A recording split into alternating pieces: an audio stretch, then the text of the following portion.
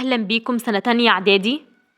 النهاردة هنحل مع بعض تقييم الدرس الأول من الوحدة التانية بعنوان أحوال مصر بعد الفتح الإسلامي، صفحة 16 و17 و18 و19 من كتاب تقييمات الأسبوعية.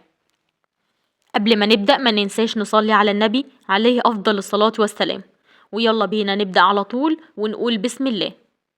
الفترة الأولى، أولا الفتح الإسلامي لمصر 21 هجريا و641 ميلاديا. ثانيا الملامح الحضارية في مصر خلال عصر الولاة، نظام الحكم والقضاء. الأداء الصفي، لاحظ واستنتج. لاحظ خريطة الفتح الإسلامي لمصر بالكتاب المدرسي صفحة 33 ثم أجب. أكمل العبارة التالية: مر الفتح الإسلامي لمصر بمدينة العريش ثم الفرمة ثم أم دنين وحصن بابليون، وانتهى الفتح بدخول المسلمين مدينة الإسكندرية. وصل الفتح الإسلامي لمصر حتى صعيد مصر، دلل على صحة العبارة السابقة، حيث اتجه عمرو بن العاص نحو جنوب مصر وفتحها. ترجع بداية التفكير بفتح المسلمين لمصر لعصر الخليفة عمر بن الخطاب. اثبت خطأ العبارة السابقة. العبارة خاطئة. بدأ التفكير في نشر الإسلام بمصر منذ عهد الرسول صلى الله عليه وسلم، حينما أرسل كتابا للمقوقس حاكم مصر بيدعوه للإسلام. صوب الخطأ العلمي في العبارة التالية: أحد مهام صاحب الشرطة إدارة الشؤون الداخلية للولاية. غلط. من مهام الوالي إدارة الشؤون الداخلية للولاية. بما تفسر: كان يتم تغيير الولاة في مدة قصيرة في العصر العباسي الثاني بسبب ضعف خلفاء العصر العباسي الثاني. فكر وأجب. 1. ما المقصود بعصر الولاة؟ هو تلك الفترة التاريخية التي تبدأ بعد الفتح الإسلامي لمصر في سنة 21 هجريا 641 ميلاديا، وتنتهي ببداية تأسيس أحمد ابن طولون لدولة مستقلة في مصر تحمل اسم الدولة الطولونية. وكانت مصر خلال تلك الفترة ولاية تابعة للخلافة الإسلامية، اللي هي الخلافة الراشدة والخلافة الأموية والخلافة العباسية. 2. اكتب 2 من النتائج التي ترتبت على الفتح الإسلامي لمصر. تحولت مصر من ولاية بيزنطية مضطهدة دينيا إلى ولاية إسلامية، وأصبح عمرو بن العاص أول والي على مصر. 3. تعددت مهام صاحب الشرطة. اثبت صحة العبارة السابقة. من مهام صاحب الشرطة المحافظة على الأمن الداخلي بمنع وقوع الجرائم والقبض على الجناه وتنفيذ العقوبات التي يحكم بها القضاة. 4. صوب الخطأ العلمي في العبارة التالية: كان الوزير هو المسؤول عن تعيين القاضي. غلط، لأن الخليفة هو اللي كان مسؤول عن تعيين القاضي. الأداء المنزلي اللي هو الواجب. 1. لخص شروط صلح الإسكندرية. تعالوا نفتكر مع بعض ايه هي شروط صلح الإسكندرية. أول حاجة، هنعقد هدنة مدتها 11 شهر، ولا يقوم أحد الطرفين بأي عمل حربي في المدة اللي هي كام شهر؟ 11 شهر. وأن يتم ترحيل الحامية الرومية عن طريق البحر، ويحمل الجنود معهم متاعهم وأموالهم وهم آمنون. 3. ألا يعود الروم لمصر مرة ثانية. 4. ألا يتعرض المسلمون للكنائس بسوء، وأن يبقى اليهود بالإسكندرية. 2. اختلفت أصول الولاة الذين كان يتم اختيارهم في عصر الدولة العباسية، دلل على صحة العبارة السابقة. كان بيتم اختيار الولاة منذ الفتح الإسلامي لمصر من العرب. في العصر العباسي الثاني بقى كان بيتم اختيار الولاة من الفرس والأتراك. الفترة الثانية تابع الملامح الحضارية في مصر خلال عصر الولاة، الحياة الاقتصادية والحياة العلمية والعمارة. الأداء الصفي، فكر وأجب. اهتم المسلمون بشؤون الزراعة والري في مصر، دلل على صحة العبارة السابقة. فعلا اهتم المسلمون بشؤون الزراعة والري في مصر، فأمر عمرو بن العاص بإنشاء مقياس على النيل. كما اهتم الأمويون والعباسيون بتوسيع رقعة الأرض الزراعية وحفر الترع. 2. شهد عصر الدولة الأموية تقدم في صناعة السفن الحربية. اثبت صحة العبارة السابقة. ازدهرت صناعة السفن الحربية في عصر الدولة الأموية، حيث أمر الخليفة الأموي معاوية ابن أبي سفيان بإنشاء دار لصناعة السفن في بلاد الشام بمدينة عكا، وكمان استقدم من مصر الخبراء للاستفادة منهم في دار الصناعة الجديدة. 3. ما النتائج التي ترتبت على حفر خليج أمير المؤمنين؟ ترتب على ذلك ده هيساعد على تنشيط التجارة بين مصر وبلاد الحجاز. 4. صوب الخطأ العلمي في العبارة التالية.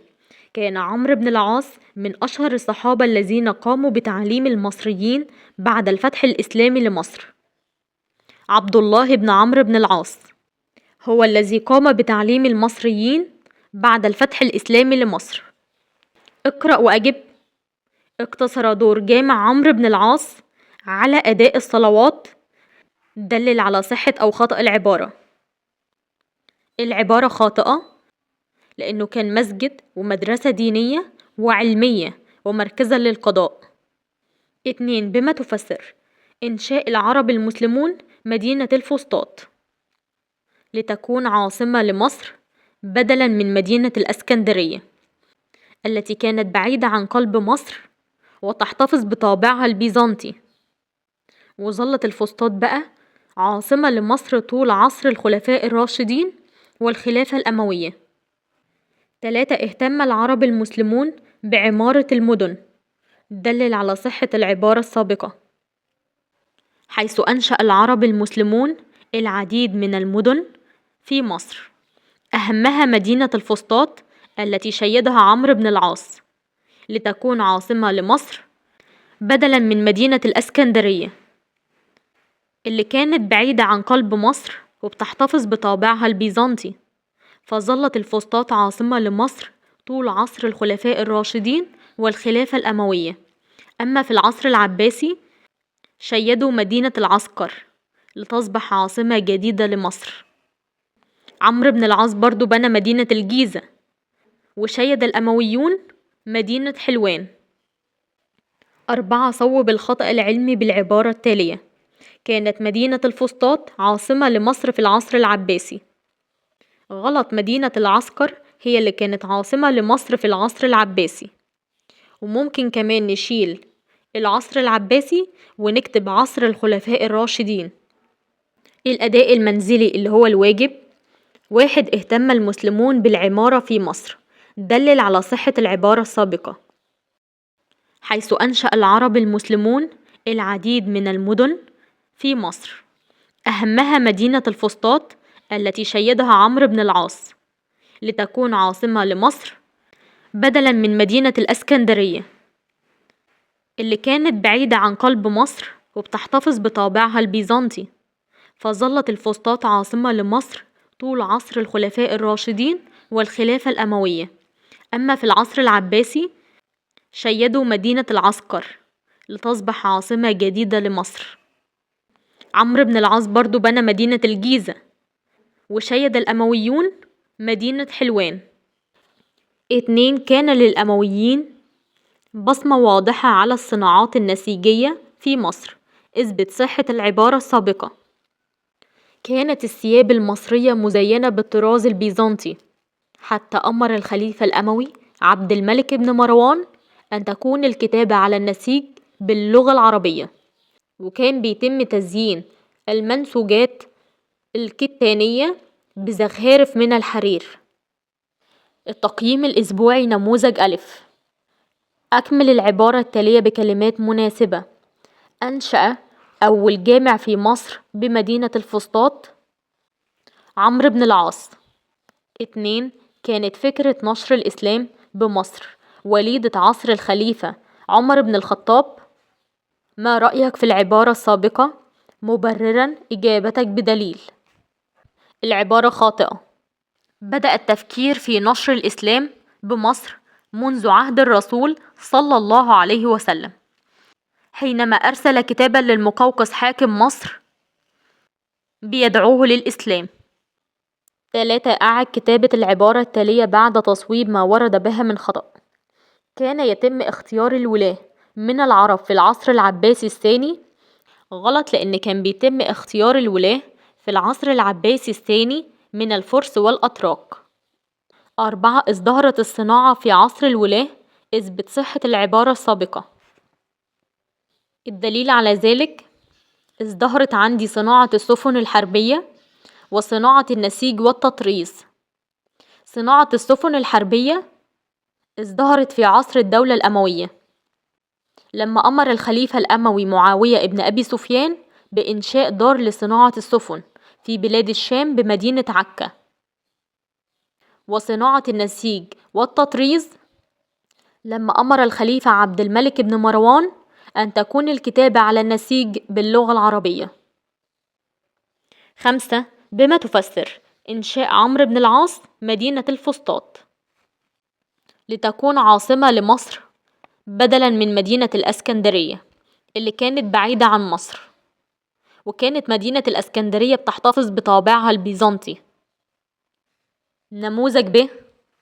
أكمل العبارة التالية بكلمات مناسبة. من مهام تنفيذ العقوبات التي يحكم بها القضاة صاحب الشرطة. 2. ترجع نشأة نظام القضاء كنظام إداري في عهد الرسول عليه الصلاة والسلام؟ دلل على صحة أو خطأ العبارة. العبارة خاطئة، لأن القضاء من النظم الإدارية التي وضعها العرب بمصر بعد الفتح الإسلامي، ويقوم على أساس الشريعة الإسلامية. 3. أعد كتابة العبارة التالية بعد تصويب ما ورد بها من خطأ. كانت عاصمة مصر في العصر العباسي مدينة القاهرة؟ غلط، مدينة العسكر. 4. ازدهرت الحياة العلمية في مصر الإسلامية. اثبت صحة العبارة السابقة. حيث وفد كثير من الصحابة إلى مصر بعد الفتح وقاموا بتعليم الشعب المصري أصول الدين الإسلامي.